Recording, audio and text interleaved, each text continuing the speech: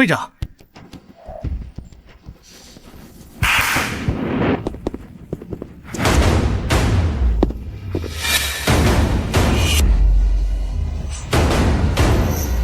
拜见会长。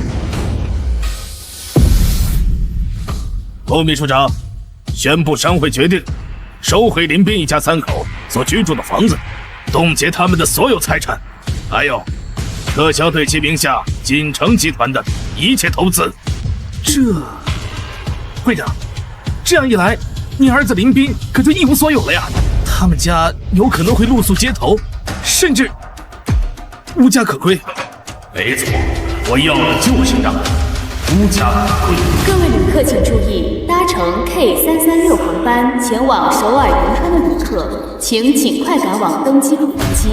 航班舱门即将。您身上可能携带了金属物品，请您把行李打开，配合我们检查。什么？我携带了金属制品？不可能吧？你们是不是搞错了？老爷子，我们不会搞错的，请您配合我们调查。好。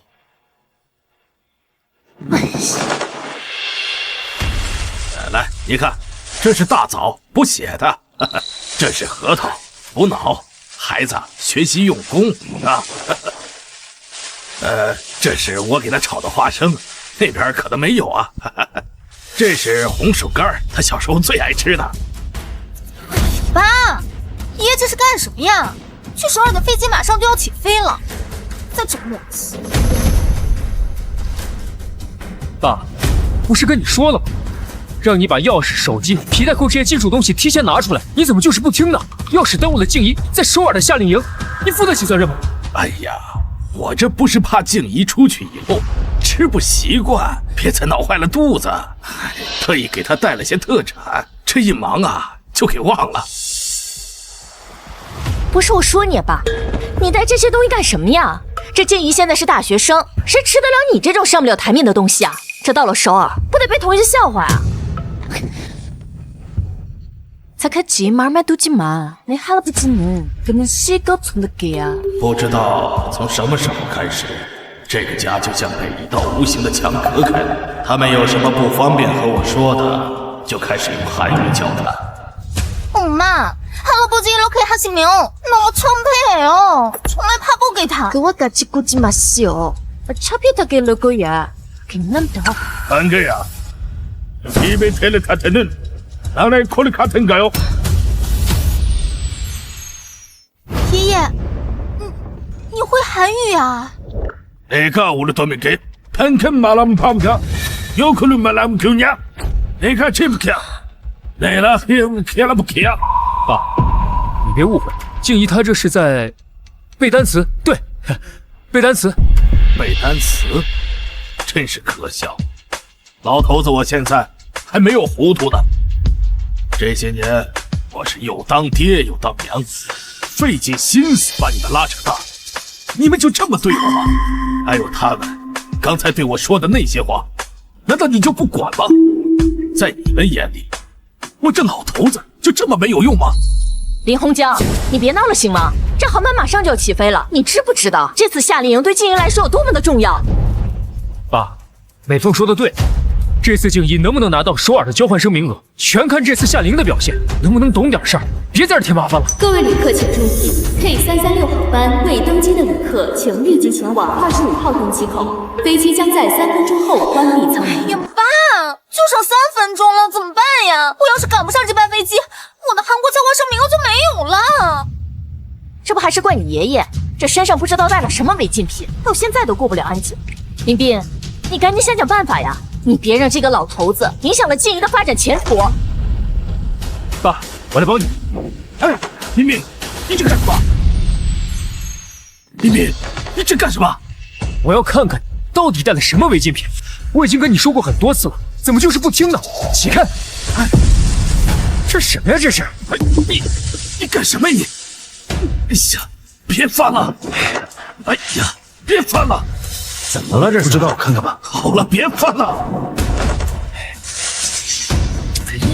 一股，这什么呀？这是？哎呀，拿走！哎呀，你可这可是吃的，你怎么？哎呀，哎呀！这也没有金属制品，这到底怎么回事？肯定在他身上。林斌，把他的衣裳给扒了。哎，林斌，你想干什么？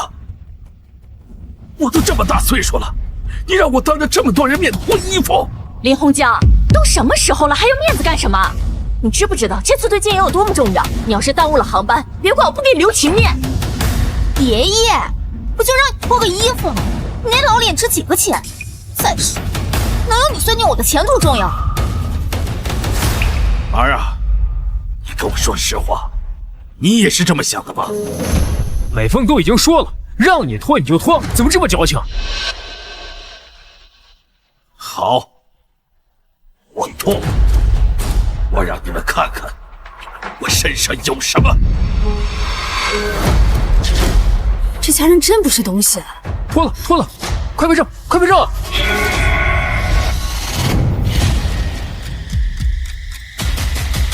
快看，身上是什么？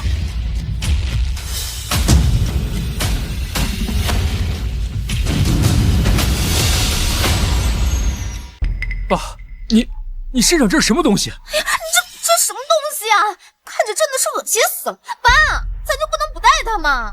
哎呀，算了算了，留他自己在家也饿不死。这航班马上起飞了，赶紧进去吧。去！不好意思，老爷子，您的安检尚未通过，请您再次配合我们检查。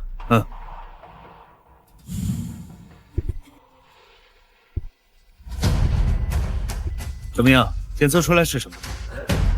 是弹核，他的体内有33颗子弹碎片。什么？老爷子，这是怎么回事？你身上怎么会有这么多弹片啊？因为我上次去首尔的时候，那个地方还叫做汉城。秀芬啊，你走了32年零4个月了，咱们儿子也长大成家了，他们现在觉得我是一个没用的老头子。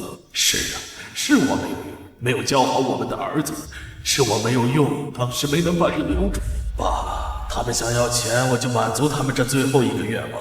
媳妇儿，我答应你的都做到，你再等等我，等我去找你。哎。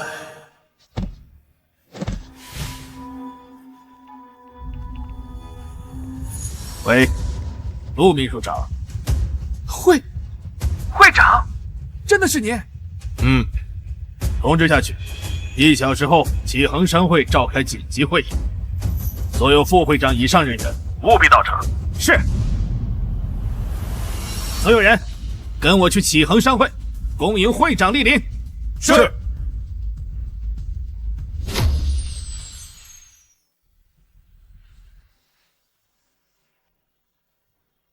您好，我找陆征。找我们陆秘书长，有预约吗？不用预约，他知道我是谁。切，哎，想见我们陆秘书长的人可多了，我还能谁都让进？你不是林静怡的爷爷吗？你来干什么？还穿得这么破破烂烂？我们这里可不收农副产品。嗨，姑娘，你误会了，我真的是来找陆征的，麻烦你通报一下。切，通报个屁！静怡都跟我说了，你就是个乡下来的糟老头子。我们陆秘书长是什么身份啊？启恒商会的2把手，是你想见就能见的？好，既然你不愿意通报，那我就不麻烦你了，我自己上去找他。哎，你站住！别在这影响我们商会形象，拿着你的破袋子给我滚蛋，不然我可就要叫人了。保安，赶紧把他给我撵出去！疯疯癫癫，还要见我们陆秘书长，也不看看自己什么德行。干什么？放开我！住手！住手！雪莉莉，你干什么呢？陆秘书长，你怎么来了？这个老头他非要硬闯，我不过是说了他几句，他还不肯走。我也是为了咱们商会的安全着想啊！为了商会的安全着想，你知道他是谁吗？抱歉，会长，是我御驾无方，让您受惊了。陆秘书长，您叫他什么？会长，他是他是启恒商会的创始人，也是唯一的终身荣誉会长。当年若不是会长白手起家，带领我们浴血打拼，哪会有今天的启恒商会？居然连会长都敢！我看你是活腻了。来人，在。哎，算了，小姑娘不懂事，不用跟她计较。好的，会长，你这边请。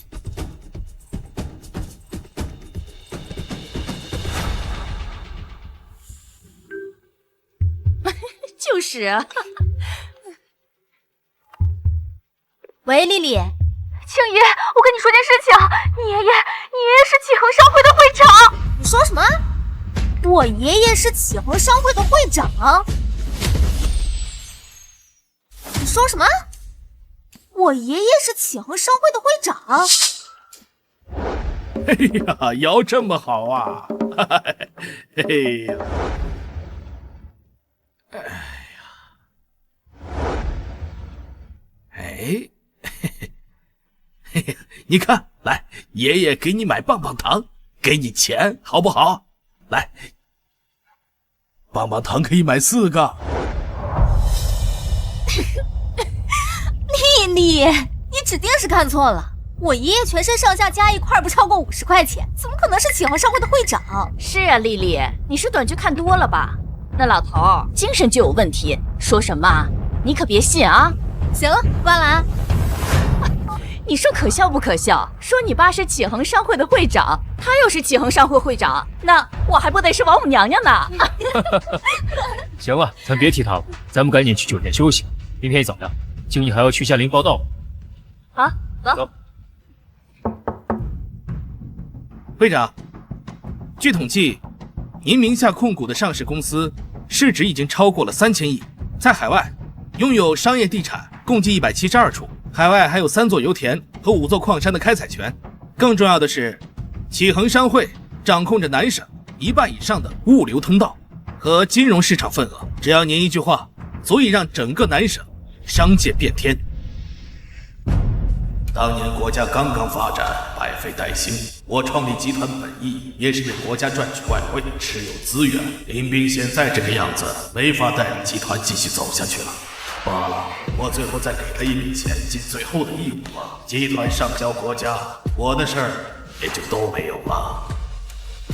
陆秘书长，我原本打算培养林斌，带领集团继续为国家服务，现在看来已经不可能了。这样吧，明天启恒商会的投资会，我会准时出席。在会上，我会宣布留给林斌一小部分资产，剩下的资产全部上交国家。是。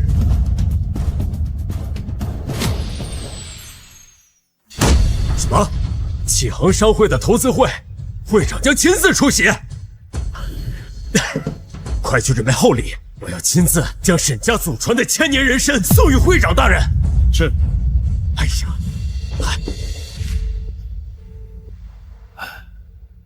会长归位，乾坤易主。去，把我那对金睛雄狮取来，我要亲自献给会长，以表示我对林氏家族的诚意。是。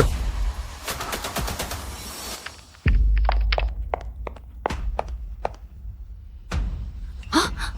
什么？师傅他老人家决定回归会长之位？太好了！当年他在海外打拼，创立了首尔清溪大学之后，决定回归家庭，指派我在韩国替他打理一切生意。如今20多年过去了，终于能再次见到他了。快，立刻给我订最早一班飞往南省的机票，我要亲自去拜访他老人家。是。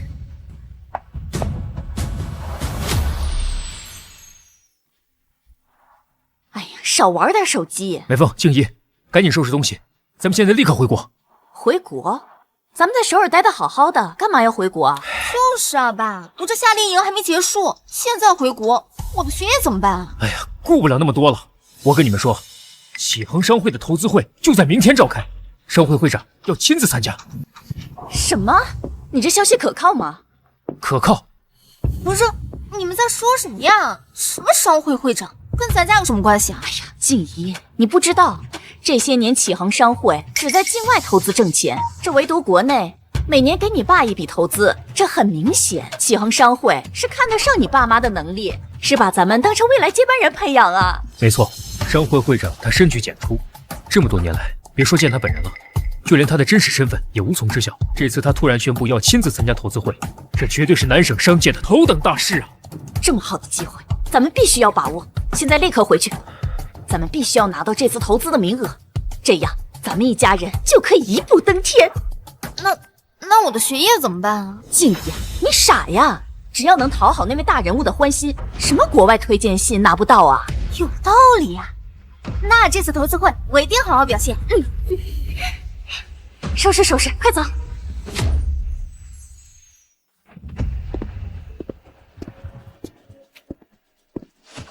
恭迎会长。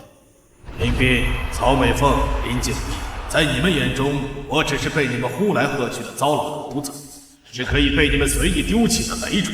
今天就让你们看看，脱下那身破旧衣裳的我究竟是谁。出发。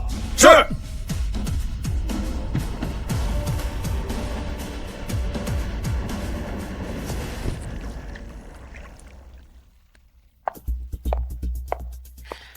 老公，今天这个机会千载难逢，你给会长准备见面礼了吗？放心吧，咱家书房那套元代青花瓷茶具，我可是托了很多人才淘到的珍品，价值连城。我已经给我爸发过信息了，让他给咱们送过来。好。爸，我爷爷那人根本就不靠谱，你怎么能把这么重要的事情交给他呢？说的也是，你爸这个人干啥啥不行，吃啥啥不进，真要把这么贵重的茶具交给他，弄丢了怎么办？放心吧，他要是连这点小事都干不好，正好让他回老家。说的也对，他要敢挡我事儿，看我怎么收拾他。对，到时候就让他滚回乡下，永远别来烦我。哎，你们快看，这可是南省唯一一台3标的迈巴赫，这可是启恒商会会长的座驾。太好了，我们能见到会长真容，真是3生有幸。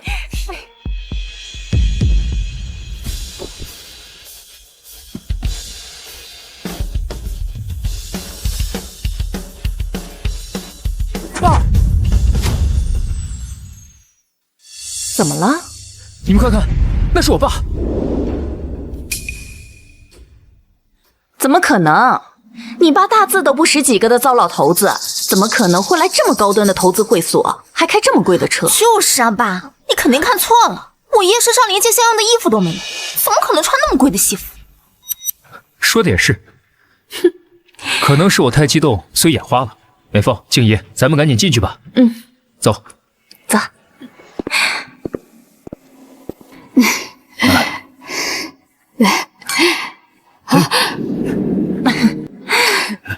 林总，恭喜恭喜啊！听说你每年都能拿到启恒商会的投资啊，真是让我们大开眼界啊！是啊，林总如此年轻就能得到老会长的青睐，真的是可喜可贺。待会儿啊，可得帮我们好好引荐引荐。好说好说，这些年呢，启恒商会持续给我投资，说白了就是看中了我的能力和前景。今年的投资，我也一定势在必得。林总真是年轻有为啊！不知林总这次给会长他老人家准备了什么见面礼啊？对啊，林总的礼物啊，一定是非同凡响啊！大伙儿们都等着好好开开眼界呢。不着急，等会儿呢，等会长大人来了，我一定给大家一个惊喜。好好好，来。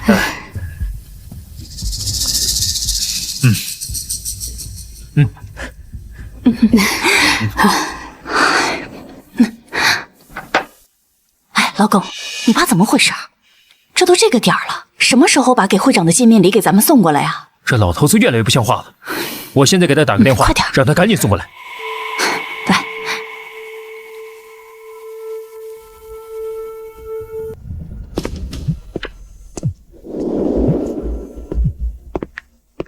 喂，什么事？喂，爸，你在哪儿啊？在干什么？我做什么？好像用不着跟你们汇报吧？哎，你这是什么话？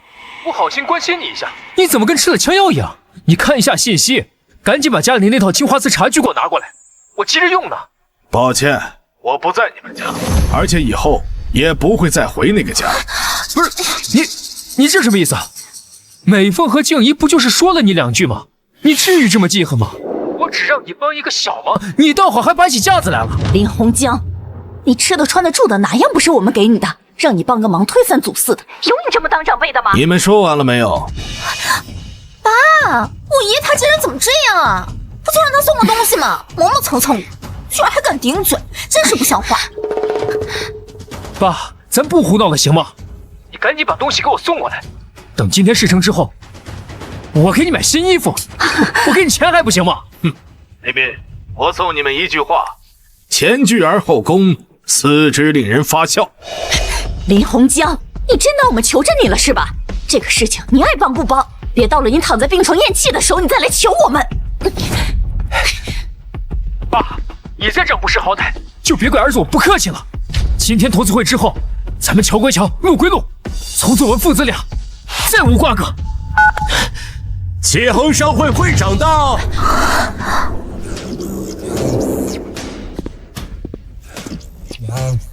你们是在跟我说话吗？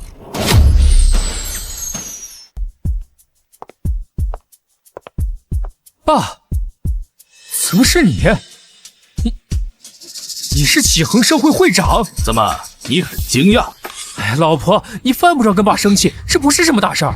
你能不能跟你爸说一下，下次吃饭不要吧唧嘴，弄得我自己都没有胃口，我怎么吃饭啊？爸他年龄大了，这些事情没有注意到。还有，你爸上厕所能不能让他冲一下那个水？都熏到我了。家里还有个女人，他难道不知道吗？老婆，这些事情不要跟我爸太计较了。你要是觉得有些话你不能说，那我去跟他说。要么这个家没他，要么这个家就没有我。好，我知道了，我等会儿就去给他说。你别再等了，现在就说。你要能过咱就过，不能过咱们现在就离婚。我去找他说行了吧？你这是开玩笑吧？资助20多年的启恒商会会长，竟然是你！什么？这位老爷子竟然是启恒商会的会长，果然是气质非凡，老当益壮啊！这个老会长啊，深居简出，多少金融大鳄都想见上一面。咱们呢，今天好好敬他一杯。来，走。哎，你们搞错了，他是我爷爷，怎么可能是什么会长？是我们亲自把他从乡下接到城里，他什么身份，我们能不知道？对，是我们给会长准备的见面礼，这不叫他过来送一趟，是吧，老公？对，各位都是误会啊！爸，拿过来。你让我拿什么？见面礼啊！我不是跟你说了吗？让你从家里给我拿过来，那个是我送给会长的贺礼。你快给我呀！我想你是搞错了，我说过，那个家我不会再回了。你说什么？爷爷，你别胡闹！你今天来不就是为了弥补你的过失，让我们全家原谅你？行啊，静怡说的没错，这里不是你发言的地方，这个东西是给启恒商会会长的，不是给你的。你现在占为己有，我跟你说，你不会真把自己当成会长了吧？你说的没错，启恒商会会长就是我。什么？就你启恒商会会长？哎，你在这乡下待了大半辈子，这大字都不识几个，还敢冒充商会会长？我看你是老糊涂了。怎么，你们不信？信，我们信你奶奶个腿儿！林斌，我看你爸是疯了。如果让启恒商会的人知道，恐怕你的投资都泡汤。爷爷，我们平时对你是有意见，但你也不能凭这种谎话让我原谅你。你这样只会让我们更加看不起你。原谅我？我需要被你们原谅吗？换句话说，你们怎么对我，我还需要在乎吗？哎，你什么意思啊？你不就觉得在家里得不到重视，来这儿演这出戏吗？林洪江啊，林洪江，你这也几十岁的人了，你也不嫌丢人啊？爸，你别再闹了，你知道这是什么地方吗？这可是启恒商会的投资会，你知道有多少双眼睛在看着咱们？你现在闹这么一出，让咱们家怎么下得来台吗？你还知道这是启恒商会的投资会？那好，我今天就告诉你，从今天以后，你再也得不到启恒商会的投资了。说什么？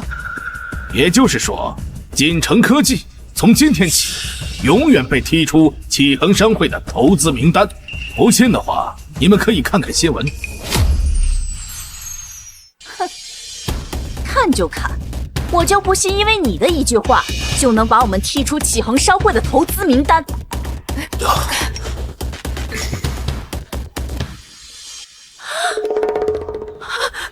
锦城科技永久被踢出启恒商会，这怎么可能？你们快看，启恒商会公布了新一年的投资名单，里头真的没有锦城科技。是啊，这怎么回事啊？这个林斌不是会长面前的红人吗？我看啊，8成是林总哪个地方得罪了会长，启恒商会的投资说断就断。锦城科技这次啊，怕是要凶多吉少了。得罪？哎，老公，这肯定是启恒商会知道你爸的所作所为，所以才不给我们投资的。赶紧让你爸别闹了。是啊，爸，爷他竟然冒充商会会长，再不把他赶出去，咱们家就真的没有退路了。去啊！爸，你想要什么？你可以跟我说呀。你为什么今天要闹这么一出？赶紧走吧，赶紧走吧！对不起，我不会走。如果我走的话，这个投资会将会很难办下去。林洪江，你还没完了是吧？林洪江，你没完了是不是？你现在对林斌的事业带来了阻碍，你心里不清楚吗？你非得把你儿子逼得山穷水尽，你才甘心呀！爸，今天是会长回归的重要日子，到时候沈家、谢家2位家主肯定都会来拜祭，再让他这么胡闹下去，咱们林家只会得罪更多的人。老公，这静怡说的没错，这2大家主做南省数10年，这要是在会长面前美言几句，那咱们锦城科技就还能有挽回的局面。是啊，爸，一旦爷爷做的这些糊涂事被2大家族知道了，咱们林家在南省名气那就彻底臭了。要不给他点钱，让他赶紧走吧。爸，你今天闹这么一出，真的是太不像话！不就是想要钱吗？好，我给你。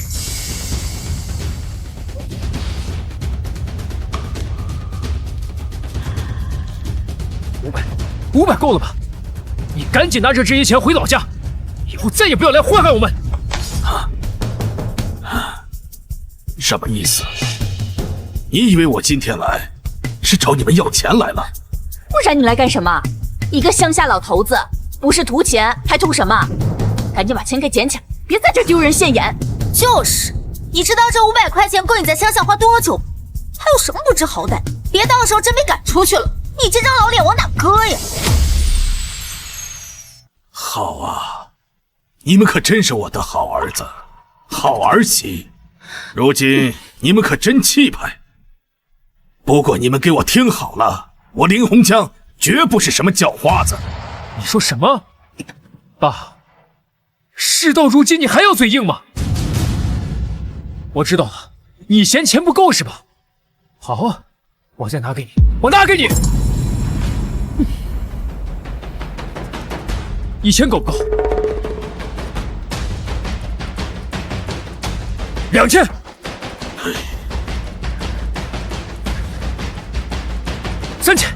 3000够不够？啊，这太过分了！爷爷，这下你满意了吧？你辛辛苦苦大半年，你都不一定能赚到这3000块钱，还愣着干什么？还不赶紧捡起来！就是，别在这装模作样，赶紧把钱捡起来，赶紧滚蛋！小斌、美凤，你们已经成家了，买房子的钱，爸给你们准备好了。爸，这不是您的退伍补助吗？不行，这个我不能要。是啊，爸，这钱您留着养老吧。嗨，我这有手有脚的，干什么不能挣钱呀？再说，我要是老了，你们还真能不养我？那不行。谢谢爸爸。爸，您真好，我们以后一定好好孝敬您。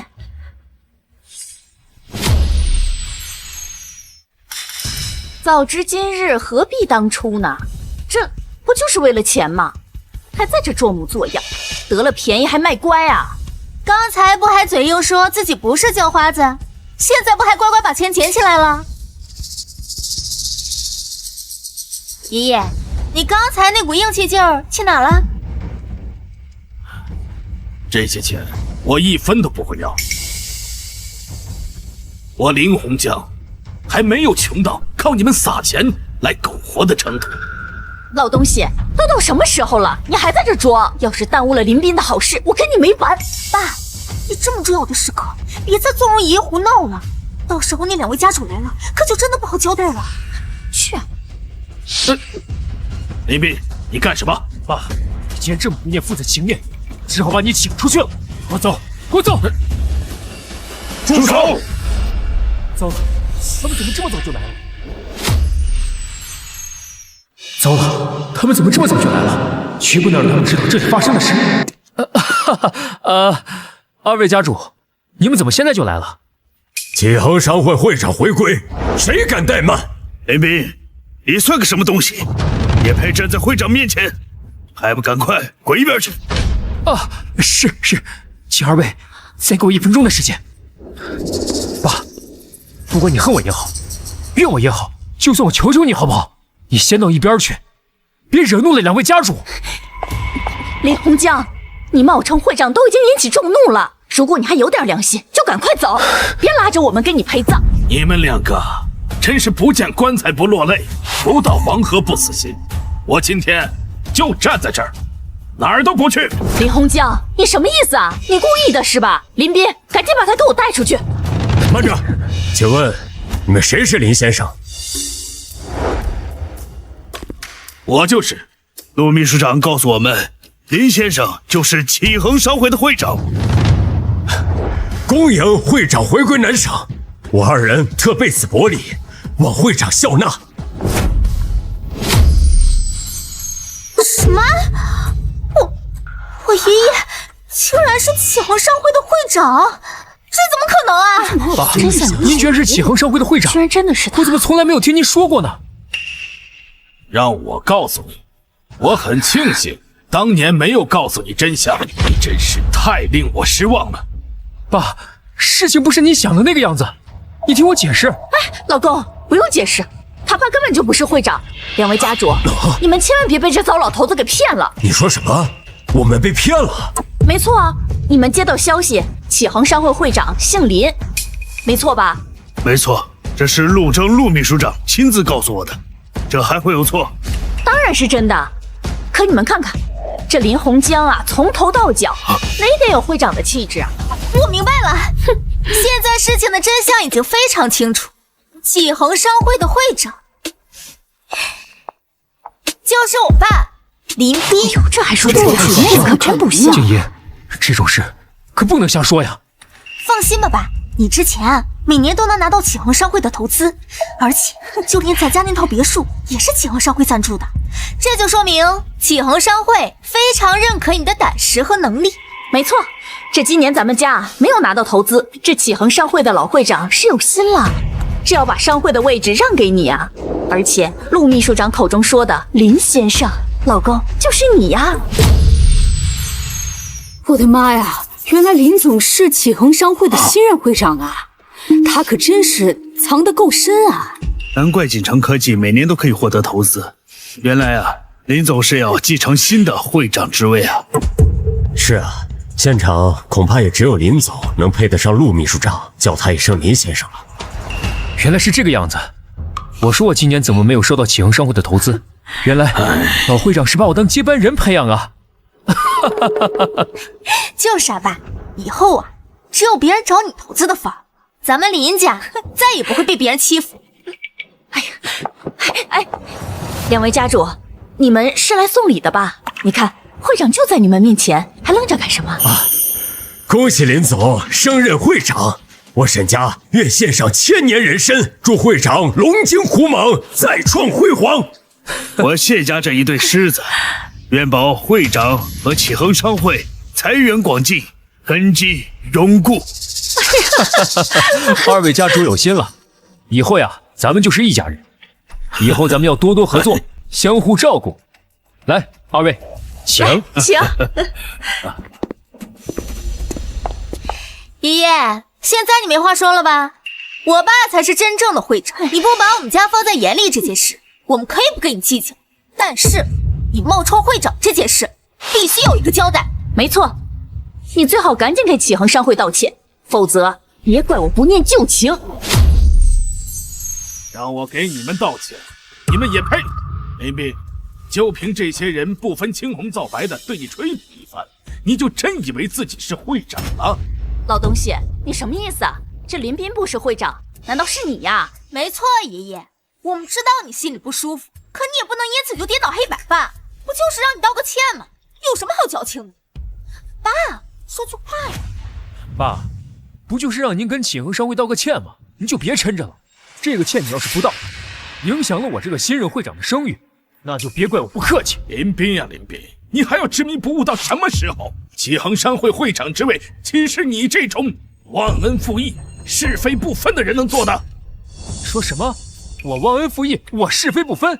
你可别忘了，这些年一直是我养着你，好不好？咱们两个究竟是谁忘恩负义？究竟是谁是非不分？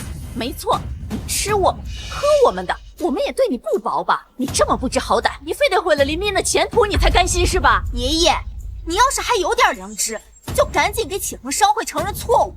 这两位家主还看着，你非要让我们林家成为整个南省的笑柄吗？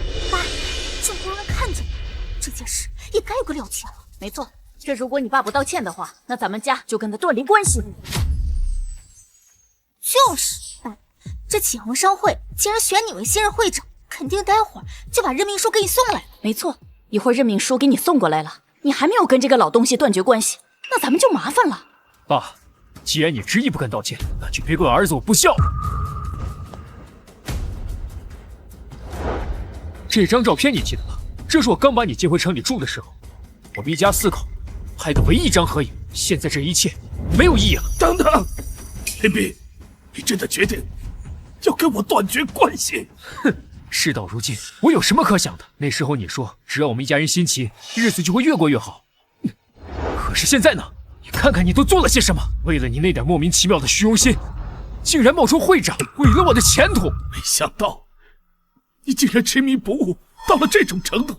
也好，既然你不后悔，我也没有什么好劝你的了。好，大家都听着，林斌跟林洪江今天断绝父子关系，从此你走你的阳关道，我过我的独木桥，父子两人再无瓜葛。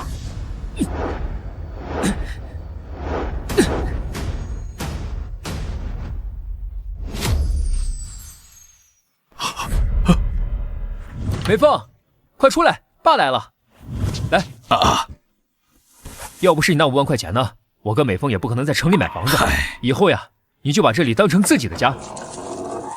爸，哎呦，这是静怡吧？哎呦，真可爱呀！林斌、美凤，我知道你们手头紧，我这里还有3000块钱，你们拿上，嘿嘿，就当是给静怡的见面礼。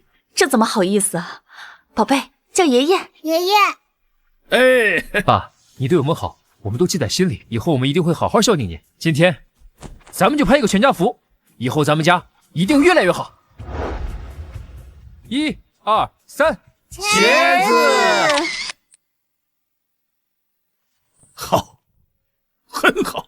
这20多年来，我隐姓埋名，无非是想看看你能否守住本心。没想到你还是被这外面的浮华世界迷住了双眼，连生你、养你的父亲都如此践踏。老东西，你在说什么呢？我们早该这么做了。像你这种不知好歹的东西，根本就不配做林斌的父亲。没错，爷爷，这都是你逼我们。待会启恒商会的任命书送过来，你就等着后悔去吧。按你们的如意算盘，恐怕是要打翻了。启恒商会送给你们的不会是什么任命书，只能是冻结你们资产的律师函。老东西，你脑子被门挤了吧？在这说什么胡话呢？那2位家主都已经给我们献礼了，这任命书马上就给我们送过来。就是啊，爷爷，你以为你是谁呀？还冻结资产？等会儿任命书一送，我看你还有什么好说的。林斌，好好收拾收拾，这咱们以后啊就没有后顾之忧了。等一会儿启恒商会就会把任命书给你送过来了。美凤，哎，静怡，还是你们对我好，不像某些人，心里面只有他那点虚荣心。你们放心，等我正式任命为会长，我一定会给你们更好的生活。请问哪位是林斌啊？我是林斌，您一定是启恒商会派来的，来给我送新任会长的任命书是吧？林明先生，您误会了，我今天过来是要给您送律师函的。您名下所有的房产和财产已经被全面冻结。什么？收回帝豪庄园105号别墅，这不是我们家的房子吗？你们为什么要这么做啊？哎，你们还讲不讲道理啊？这套别墅是启恒商会赞助给我们的，你们凭什么收回啊？抱歉，根据资料显示，收回你们房子委托方正是启恒商会，另外你们其他的一切财产也一并被收回。这上面盖的的确是启恒商会的公章，这么说启恒商会真的是要把我们的资产全部冻结？怎么会这样呀？可我爸不就是启恒商会会长吗？现在你们该相信我说的话了吧？林斌、曹美凤、林静怡，你们现在住的别墅还有使用的资金，哪一样不是我暗中资助？可你们倒好，趋炎附势，不逆不孝，甚至还要跟我断绝父子关系。如今资产被冻结，这只是你们为自己的愚昧和贪婪付出的第一步代价。爸，你这话什么意思？你是说这一切都是你干的？你真的是启恒商会的会长？我是不是这个会长，对你来说还有意义吗？自从你与我断绝父子关系，这件事已经不重要了。你把话说清楚，什么意思啊？什么叫这一切就不重要了？就是爷爷，都这么大岁数了，还玩小孩子的把戏。我看我们家沦落到这个地步，都是因为你啊！我明白了，这一开始你冒充会长，就是想毁了我们家。林洪江，你安的什么心啊？我要毁了你们！我要真想毁了你们，从一开始我就不应该让你们拿到启恒商会的投资。到现在你还口口声声说启恒商会是你给的投资，那好啊，拿出证据。没错，爷爷，你说自己是启恒商会的会长，还说我们家的一切都是你给，那你就拿出你是会长的证明。要是拿不出来，就说明你一直在撒谎，我们家的脸面都是让你丢尽的。很好，你们要证据是吧？那我现在就给你们证据。启恒商会陆秘书长每年都会以集团的名义给你们一笔投资，他的电话你们都知道吧？那你们看好了，这是什么？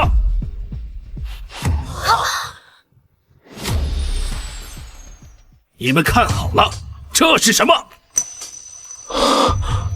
这陆秘书长是什么人物啊？他怎么会有陆秘书长的电话？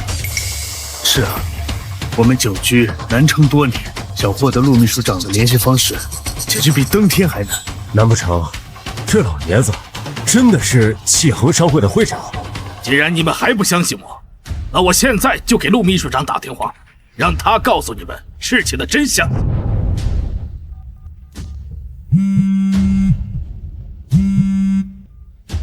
喂，会长，陆秘书长，是时候了，把一切都告诉他们吧。是。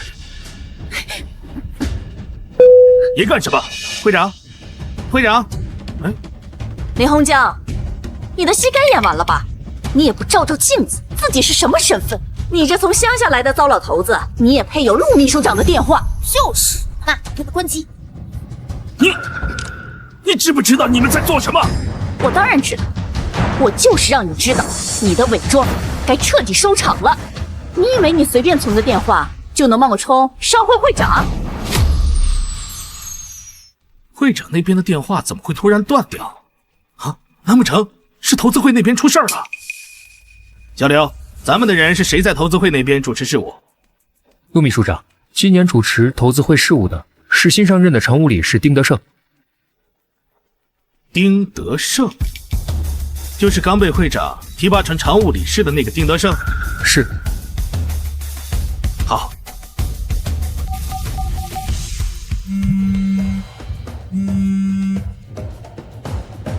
喂，丁德胜，我是陆征。陆秘书长。是我。你现在立刻赶到投资会，要是发生任何对会长不利的事，你给我马上滚蛋。是。我身为常务理事刚满1周，从未见过会长真容，今天机会终于来了。叫上所有兄弟，我看谁在这跟会长过不去。就扒了他的皮。是。爷爷，你的戏还能演下去吗？被人拆穿的感觉很难受吧？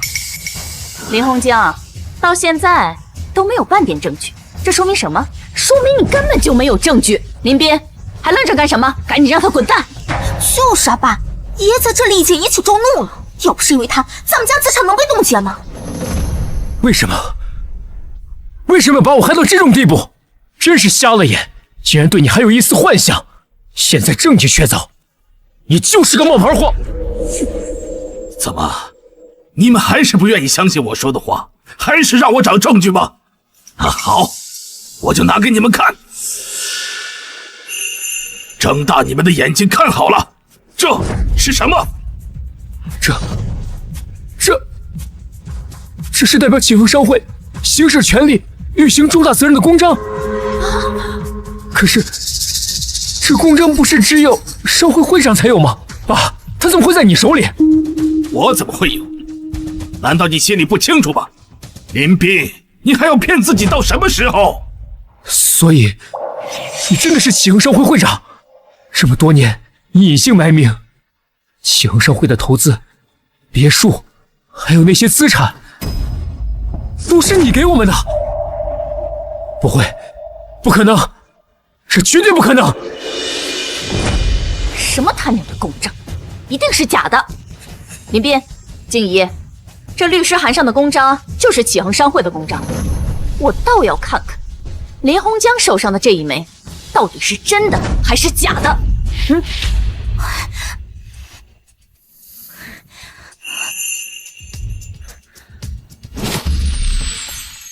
这什么玩意儿？这字体完全都对不上啊！你这一枚一定是假的啊！爷爷，你也太过分了！你怎么能拿一个假章来骗我们呢？爸，这到底是怎么回事？难道你真的拿一枚假公章来糊弄我们？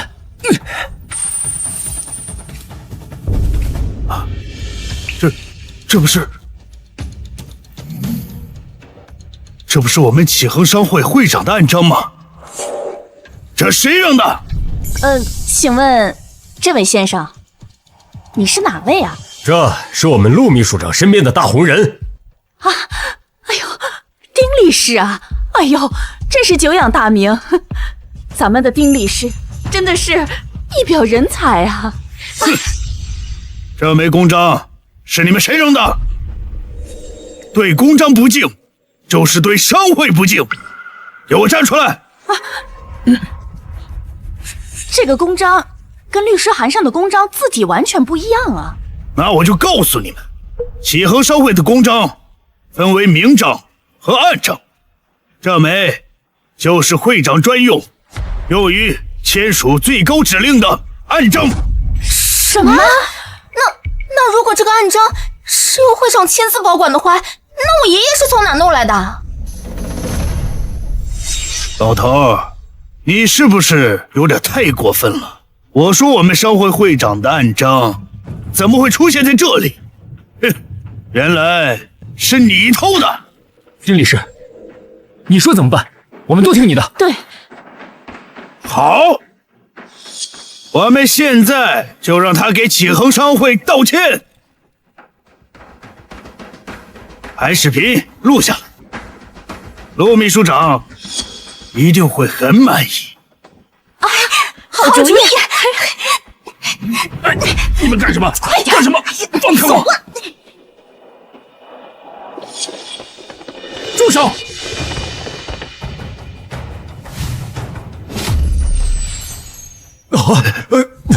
陆秘书长，你说什么？你就是鼎鼎大名的陆秘书长？陆秘书长，你可算是来了！这里有人冒犯我们启恒商会会长大人，我正在替你教训他。是吗？您说的冒犯会长的人是谁？就是他。就是。他不但冒充会长，还对咱们启恒商会出言不逊，搞得咱们启恒商会好像是他们家的一样。没错，陆秘书长，这个人虽然是我爷爷，但是我们家已经跟他断绝关系了。你要是想处罚他，何必牵连我们啊？对，我们现在跟他可没有任何瓜葛了。他就是一个老无赖，自己没本事，还在这伪装会长，在这招摇撞骗。是啊，这个林洪江偷了只有会长才能保管的暗证，我当然要教训他了。毕竟我也是职责所在嘛。职责所在。今天我就让你看看什么叫职责所在。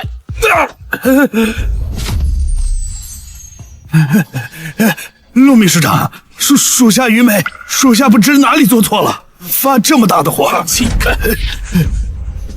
陆秘书长，你是不是打错人了呀？丁理事他可一直都在维护咱们集团的声誉呢。陆秘书长，你怎么打丁理事啊？这明明林洪江他才该死。你说什么？你说他该死啊？我看你们一个个都他妈活腻了！陆秘书长，老打我们干什么呀？我们究竟做错了什么？打你们都是轻的，你们知道他是谁吗？会长，让您受惊了，属下来迟，请您责罚。哎呦，看见没？他是会长。什么？你说什么？你说我爸他是商会会长？什么？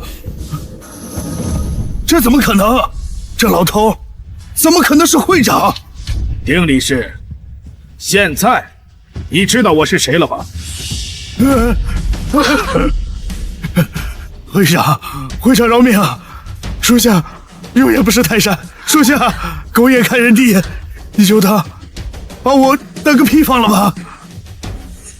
爷爷，你真的是启宏商会的会长啊！爸，这到底是怎么回事？你说话呀！难道你真的是启恒商会的会长？是不是我？刚才陆琛的话说的还不够清楚吧？林斌、林静怡，从小我就教育你们尊重长辈，明辨是非。看看你们现在，你们真让我骄傲啊！陆秘书长在，林斌、曹美凤、林静怡这三人趋炎附势，目无尊长，你不配与我林家有任何瓜葛。从今日起，他们三个与我林洪江、启恒商会再无半点关系。是，来人，把他们赶出去。爸，爸，不要！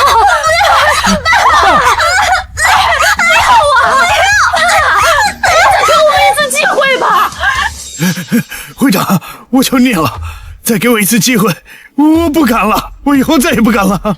好啊，我可以不开除你。陆秘书长，咱们商会还有什么空缺的职位没有？启禀会长，新型汽车生产线的碰撞实验室还缺一名假人。是什么？来人，给丁理事投最高的人身伤害险，送他去碰撞实验室报到。求你了，会长！求你了，会长！会长，给我次机会，会长！哎呀，真是自作自受啊！让各位见笑了。现在我宣布，启恒商会投资大会正式开始。会长，投资大会已经圆满结束了。林斌一家三口的房产、资产均已冻结，如今他们只能住在城中村的廉价出租屋里。让他们吃吃苦头也好，免得今后再做出那种嫌贫爱富、背信弃义之事。是，会长，还有一件事，您在海外打拼时的女弟子崔淑妍已经入住商会旗下的酒店，她正在筹办首尔清溪大学校友会，希望您能够届时以学校创始人的身份出席。淑妍呐，这么多年过去了，他终于还是找来了。当年他家道中落，被商业对手算计至濒临破产，恰逢我以私人身份赴韩国拓展海外市场，见他聪慧果决，破例收为女弟子。20多年了，也不知道他历练的如何了。通知下去，这次清溪大学的校友会，我将亲自出席。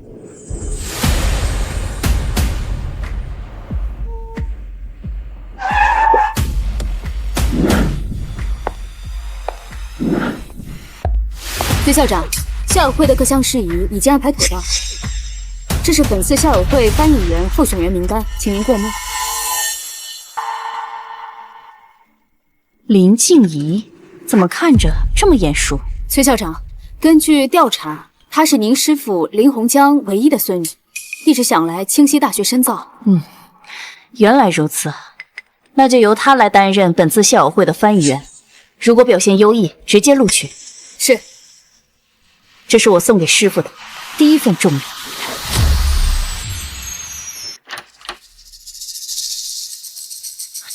哎呀，这什么破地儿啊！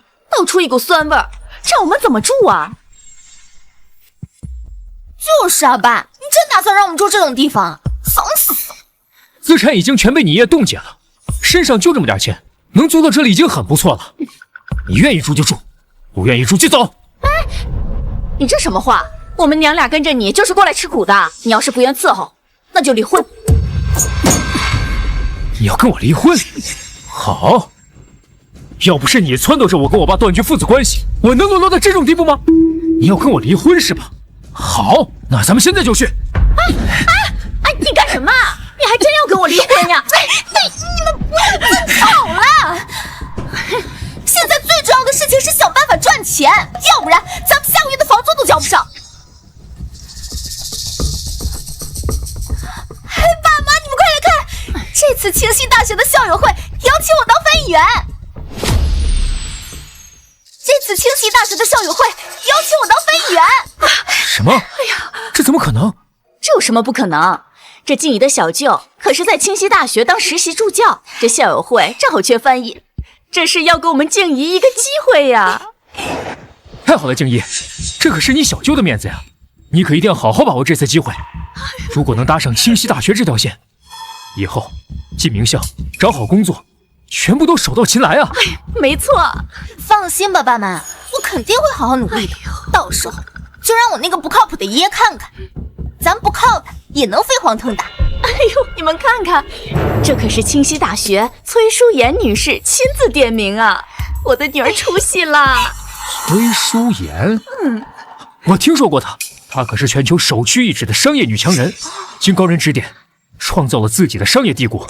她旗下的资产可是启恒商会的10几倍呢！哇，是吗？那这个机会可得好好把握，在崔校长面前一定要把握好这个机会，别说去清溪大学了，就算去他的公司当高管，那都不是问题。那个时候，咱们一家3口就会飞黄腾达，把你那个爷爷死老头踩在脚下。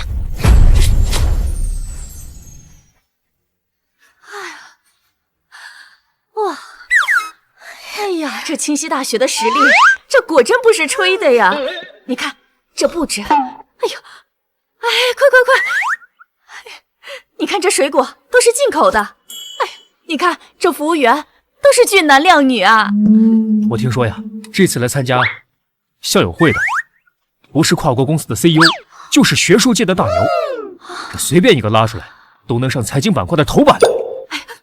静怡，咱家的宝可都压在你身上了啊，可得把握好这个机会，在崔校长面前好好表现。放心吧，妈。等会儿翻译，我保证字正腔圆，每个术语都精准无误，肯定让崔校长一眼就相中我。好。好。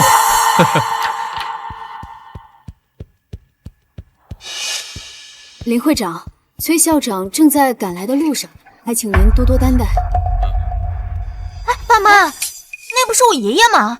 他怎么会在这儿啊？就是啊，他虽然是启恒商会的会长，但说到底，他也只是个暴发户，怎么可能来参加这么高端的校友会？我当然知道，这不是明摆着吗？我当然知道，这不是明摆着吗？내가 우리 도민께 팬큰 말하면 바보가 요크는 말하면 교냐? 내가 제부케야. 내라 힘 케라부케야. 哎，我算知道，这就是明摆着。他不就是仗着自己会说2句韩文，就想抢静怡的翻译的位置？这老头的心怎么这么黑呀？林洪江，我说你脸皮怎么这么厚啊？你冻结了我们家的资产不说，还想来捣乱，毁了静怡的前途。我告诉你，你以为你这还在境外吗？我都不信你能在 H 国还能一手遮天，我告诉你，没门儿！今天只要我在场，谁也别想影响静怡的这个前途。我不知道你在说什么。我今天是来参加清溪大学校友会的，至于你们说的什么捣乱，我不清楚，也不关心。你少在这跟我装！这清溪大学可是顶级学府，不是你这个暴发户能来的。你当真我不知道？就是啊，爷爷，别装了，你根本就不是清溪大学的校友，别仗着自己会几句韩文，就想顶替我翻译员的名额，借此攀上崔校长的关系。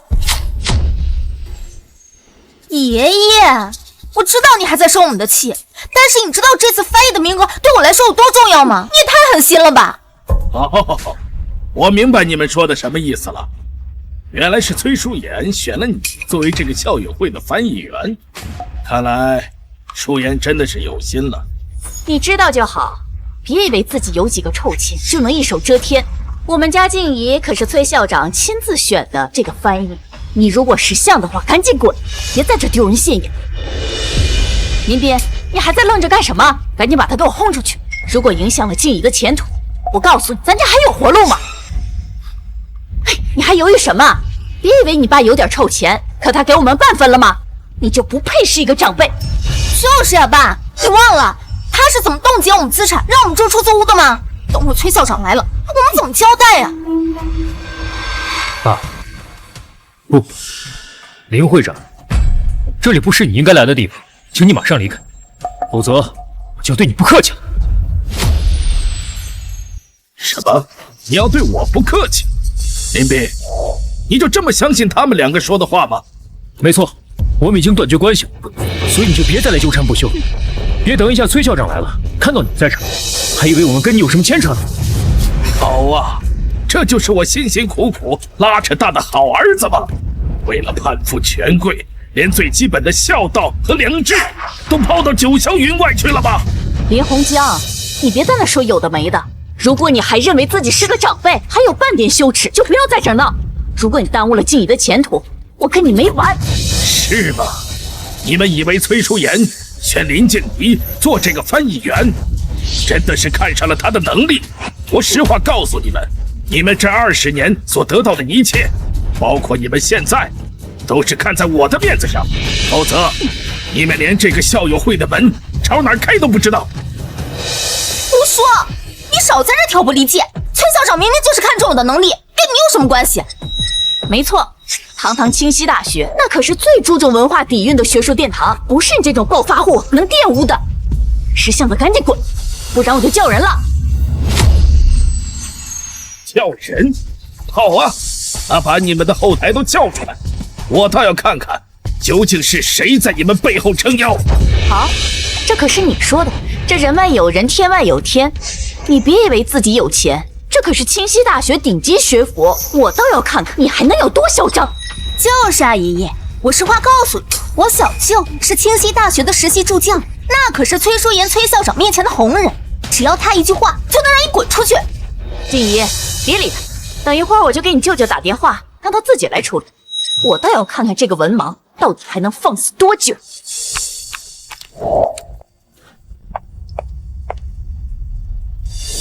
崔校长，你让我准备的礼物已经全部准备妥当了。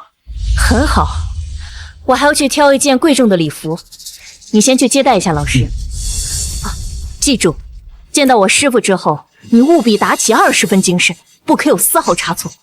哦，崔校长，这个您放心，我保证不会让老爷子受半点委屈。好。啊。校长慢走。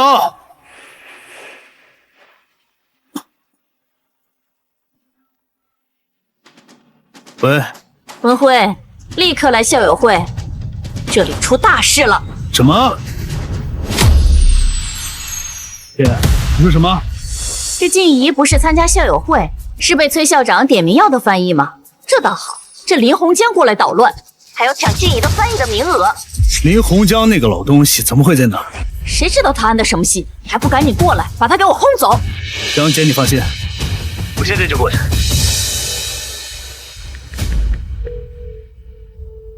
喂，崔校长交代过了，让我们打起20分精神，不能有丝毫差错。现在有人不长眼，在我们校友会上闹事，你召集所有人，跟我现在过去一趟。听到了吗？我弟弟马上就要过来了，一会儿有你好果子吃。识相的赶紧滚，不然我就叫人把你抬出去。就是啊，爷爷，你现在走还来得及，要不等我小舅来，让你下不来台。哼！收起你们的春秋大梦吧，区区一个实习助教，也配说让我下不了台？我看你们还没这个资格。你装什么呀？这里可是清溪大学，你不会告诉我你是清溪大学的创始人吧？你说的没错，清溪大学正是我20年前所创办的。你们所谓的崔淑妍崔校长，正是我当年亲手教过的学生。爷爷，你没发烧吧？你说你是清溪大学的创始人，我看你是看小说看多了吧？爸，快说说他呀！爸，我知道你心里有情，想找回场子，但是你脑子能不能清醒一点？这里是清溪大学的校友会，不是你撒泼打滚的地方。何笑！你所谓的神坛不过是我的过往。20年前，我在汉城创办清溪大学，这里的一砖一瓦都凝聚着我的心血。爷爷，你别瞎话编的也太离谱了吧！你要是清溪大学的创始人，那为什么崔校长从来没有提过你，反而点名让我来做翻译？这说明崔校长根本就不认识你。行了，静怡，别理这个疯佬，等一会儿你舅舅来了，就会把他给轰出去。你们以为曹文辉这个所谓的实习助教真的靠本事进了清溪大学吗？要是没有我的默许，恐怕他连这所大学的门朝哪开都不知道。行，爸，你今天是铁了心要毁掉静怡的前程是吧？好，既然你这么喜欢演戏，我们就陪你演到底。等下崔校长来了，我看你怎么圆谎。哎，我看是谁在校友会上撒野啊！哎呀，文慧，你终于来了。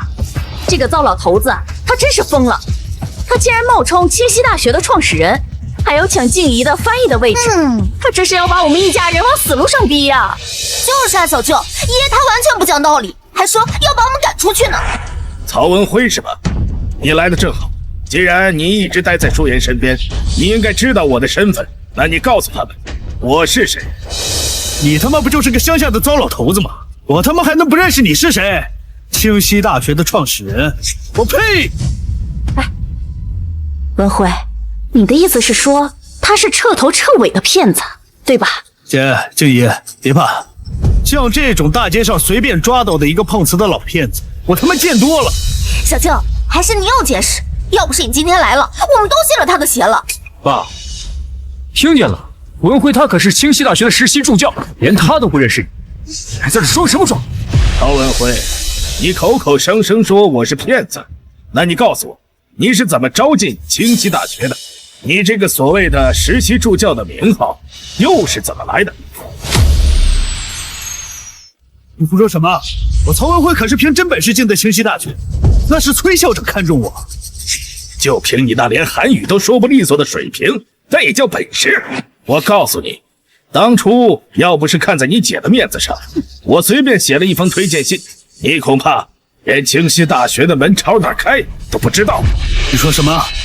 我当年进清溪大学的推荐信是你写的？这不可能，这绝对不可能！爷爷，你编谎话也编个像样点的吧？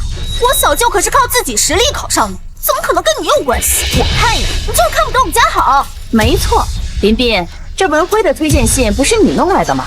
你快给大家解释解释啊！爸，别在这危言耸听了。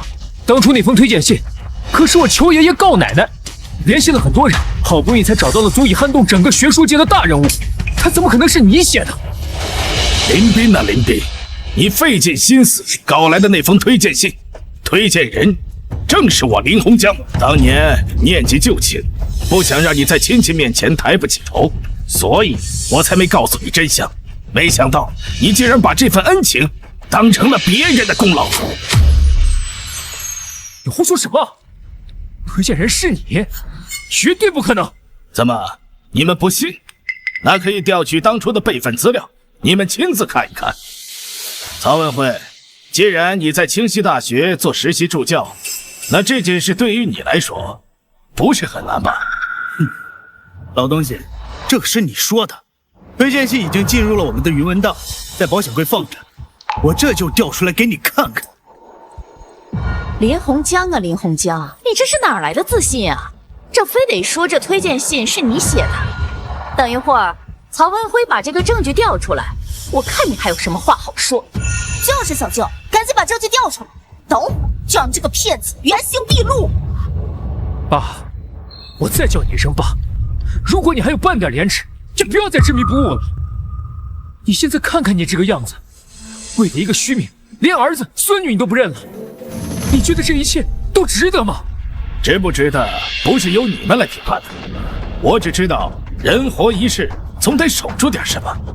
而你们，为了眼前的一点利益，竟然丢了最基本的敬畏和感恩，这才是最大的可悲。老东西，我看你他妈还要装到什么时候？这个电子文档我已经调出来了，这上面跟你他妈有半毛钱关系吗？哦，那你帮我看看，这上面是不是用了清溪大学专有的竖排信笺？开头写的是不是自有曹文辉先生，品行端正，学识渊博，特推荐入职我校？落款是不是有汉江钓叟4个字？这上头虽然没有落款，可是他说的信笺的笔法，开头的措辞，竟然和林洪江说的一模一样。这么说，这封信真的是他写的？不可能，让我看看。小舅，这信笺和开头的话说的是跟爷爷的一样。不会，这怎么回事？这汉江钓叟是谁呀？跟他有什么关系啊？汉江钓叟是崔校长最敬重的恩师，是清溪大学的名誉校董。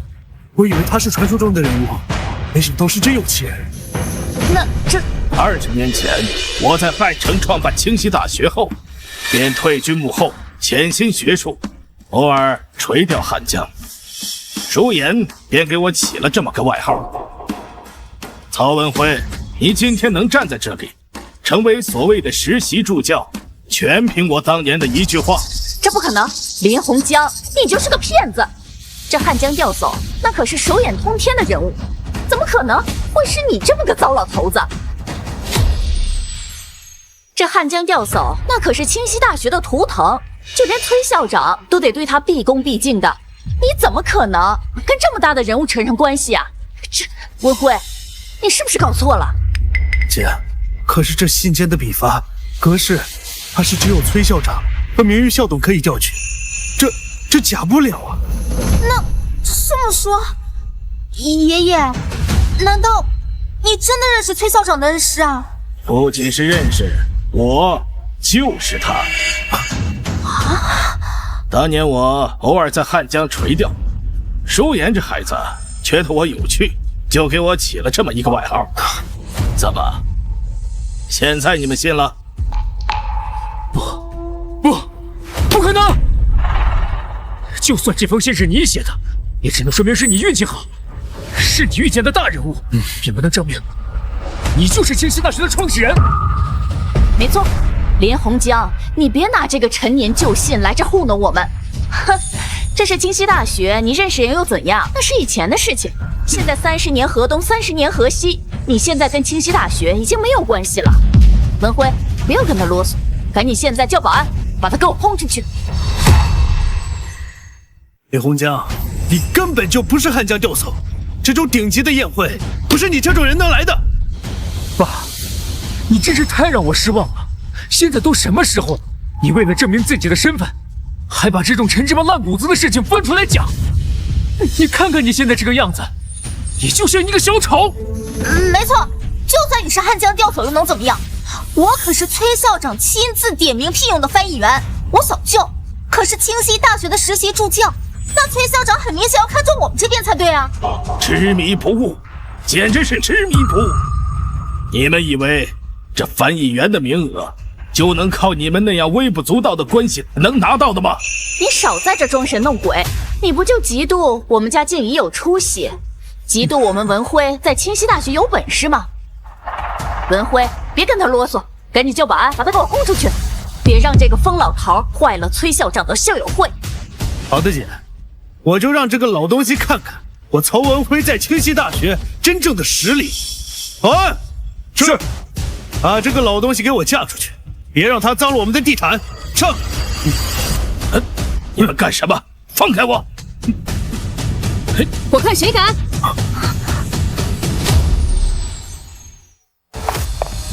林老先生，让您久等了。崔校长还在赶来的路上，他特意叮嘱，让您在职位稍后。不是啊，这位小姐，你是不是认错人了？他是我们家那个被赶出来的老爷子。认错？全南省敢冒充林老先生的人还没出生呢。林老先生是我们校友会的特邀贵宾，也是我们校长最敬重的长辈。你们又是谁？我们是林先生的家人，我们这一家人闹着玩呢，是不是老头子？哦，请问林老先生是这样吗？这些人与我无关，他们在此喧哗，影响校友会的秩序，你看着处理吧。既然林老先生说你们与他无关，那就请你们现在立刻离开，这里不是你们能来的地方。凭什么？我们静怡可是崔校长点名要的翻译员。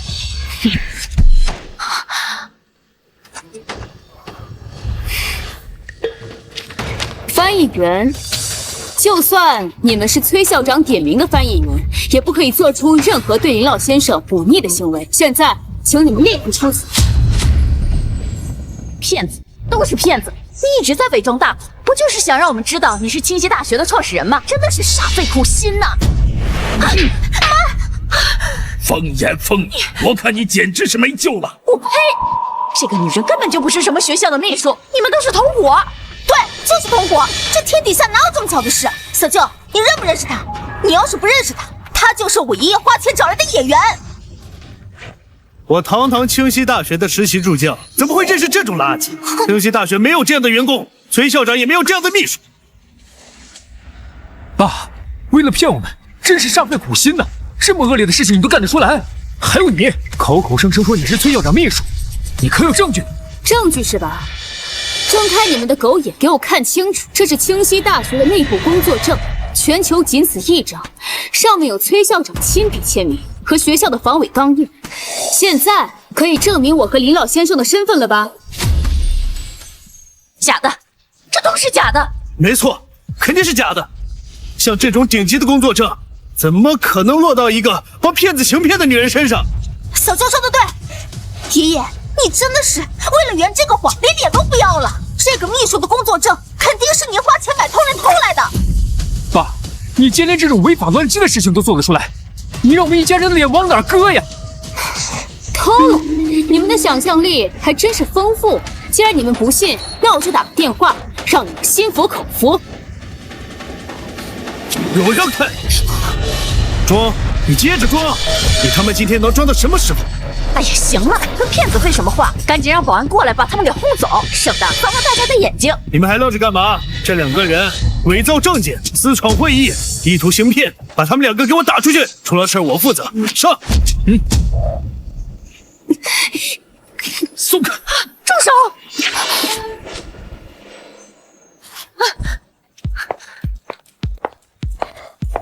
师傅，舒言来晚了，让您受惊了。无妨。崔校长，您刚才叫他什么？师傅。崔校长，您是不是搞错了？这个糟老头子怎么可能会是您师傅呢？放肆！你们是什么东西？竟敢对我的恩师清溪大学的创始人无礼！这是真的？完了！创始人？那刚才我爷爷说的都是真的？哎呀，你们知道就好。舒言，这里由你全权处理吧。好，来人！哎，别！那个崔校长，您看看我们静怡呀，他可是你亲自选的翻译员啊！你不能因为这个糟老头子就否定了我们静怡的努力呀！你可别被这个糟老头子给蒙蔽了呀！哼，林静怡是吧？你能做这个翻译员，不过是我看在林老先生的面子上，给你一次学习的机会。什么？现在看来，你连最基本的为人处事都不懂，这个机会你也不配拥有。我一定会好好表现的，我一定。够了！我做过的决定，别再让我说第二次。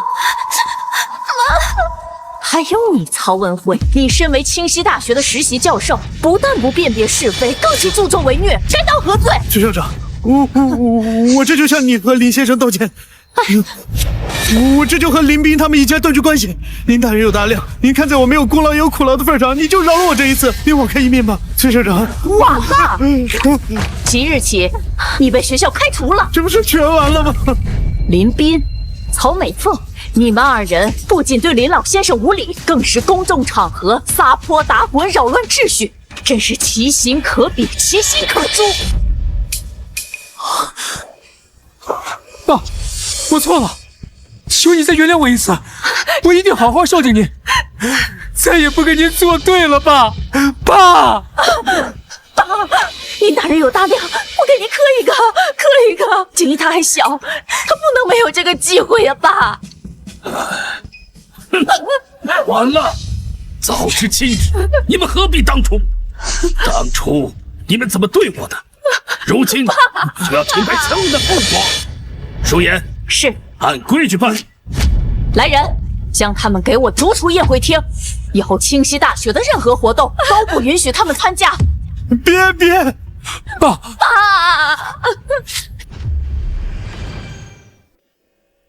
师傅，这普洱是今年春上的头采，是我从云南特意给您空运过来的，您尝尝。不错。师傅，您以后就住在这里，想喝茶、想看书，都没人打扰您。还是舒言你懂我呀，这茶呀，就像人一样，经了风雨，才有了回甘。舒言啊，这些年你在韩国帮我打理那些资产，辛苦你了。师傅啊，您说这话可就折煞我了。当年要不是您收我为徒，哪有今天的崔舒言呀？对我来说，您不仅是我的师傅，更是我在这个世界上唯一的长辈。唉，崔校长，这是林老的信。师傅，这是林彬的信。哦，师傅，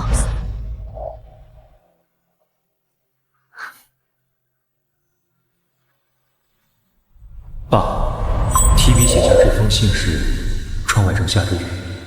这一年，我和美凤、静怡搬回了那个我们刚来城市租住的小房子，没有豪车，没有别墅，甚至连静怡心爱的钢琴都卖了。这一年，我做过搬运工，美凤去餐馆收购盘子，静怡也学会了自己洗衣机做饭。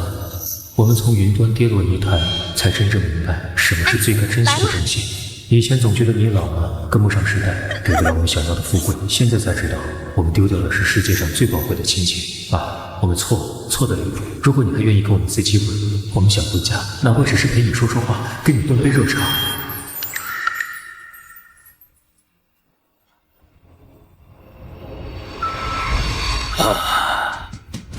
师傅啊，您愿意原谅他们了？路是他们自己走的，能否重新站起来，还要看他们自己